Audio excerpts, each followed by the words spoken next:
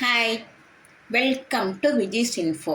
இன்றைக்கி நம்ம சூப்பரான ஒரு டிஷ்ஷு, பூரி, சப்பாத்தி, இட்லிக்கு எல்லாத்துக்குமே நல்ல செம்ம டேஸ்டான ஒரு டிஷ்ஷு செய்யலாம். கடப்பா.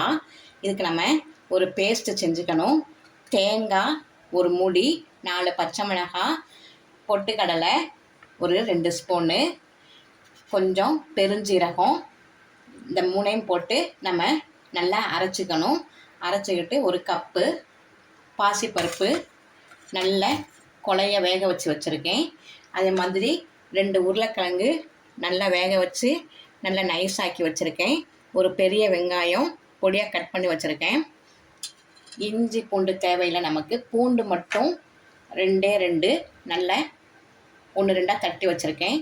கடுகு உளுத்தம்பருப்பு, தேவைக்கு உப்பு, ஆயில் தாளிக்கிறதுக்கு அவ்வளோதான் நமக்கு தேவையானது. நல்லா சுலபமாக செய்யலாம், நல்லா டேஸ்ட்டாகவும் இருக்கும். இட்லிக்கெலாம் நல்லா சூட்டாகும்.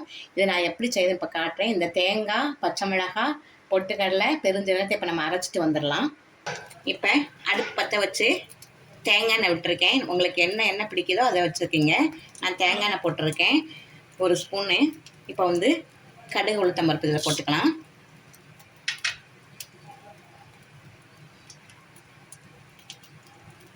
நல்லா வெடிக்கட்டும்.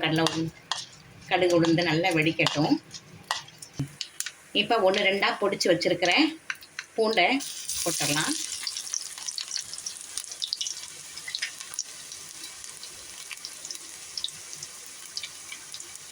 இப்போ நம்ம கட் பண்ணி வச்சுருக்கிற ஆனியன் போட்டுடலாம்.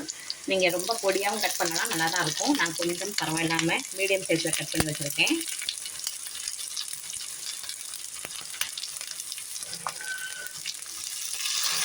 நல்லா வதங்கட்டும். இப்போ நல்லா ஓரளவு நல்லா வெங்காயம் வதங்கிருச்சு. இந்த டைமில் நம்ம பாசிப்பருப்பு வேக வச்சதை போடலாம். இதிலே நான் ஒரு தக்காளியும் வேக வச்சேன் சேர்த்து.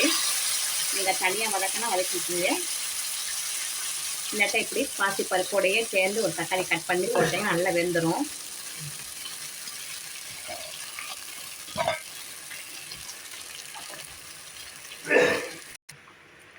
இதிலே நம்ம நல்லா வேக வச்சுருக்கேன் உருளைக்கிழங்கும் போட்டுடலாம். நல்லா மசிச்சு வச்சுருக்கேன்.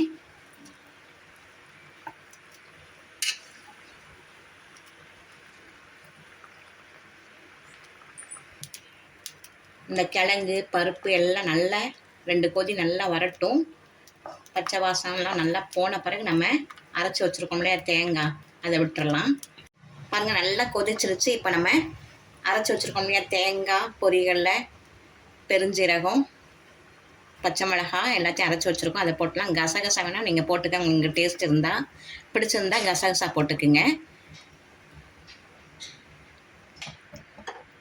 இப்போ நம்ம தேவைக்கேற்ற உப்பு போட்டுக்கலாம்.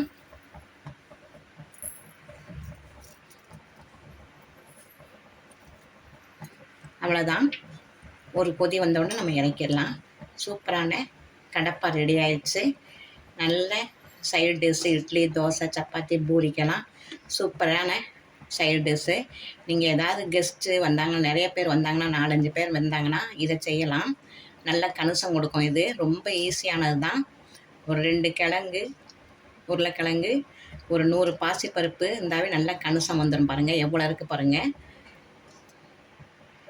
இதே கொஞ்சம் தண்ணியாக வச்சிங்கன்னா இட்லிக்கு நல்ல மூழ்கிற மாதிரி வச்சு சாப்பிட்லாம். சூப்பர் டேஸ்ட்டாக இருக்கும். இப்போ நான் ஒரு கொதி வந்தோன்னே நான் இப்போ இறக்கிடுறேன். பாருங்கள் நல்ல சூப்பரான ஒரு கடப்பா ரெடி ஆயிடுச்சு. நான் இன்றைக்கி பூரிக்கு தான் வச்சுருக்கேன். பூரிக்கு சைடு டிஷ்ஷாக அந்த கடப்பா சூப்பராக இருக்கும். நல்ல செம்ம டேஸ்ட்டாகவும் இருக்கும் இந்த கடப்பா. இதை உங்கள் வீட்டில் செஞ்சு அசத்துங்க. இந்த டிஷ் உங்களுக்கு பிடிச்சிருந்ததுன்னா லைக் பண்ணுங்கள், ஷேர் பண்ணுங்கள், சப்ஸ்கிரைப் பண்ணுங்கள், பெல் ஐகானை தட்டி விடுங்க. மற்றும் ஒரு நல்ல ரெசிபியை உங்களை சந்திக்கிறேன். பாய்.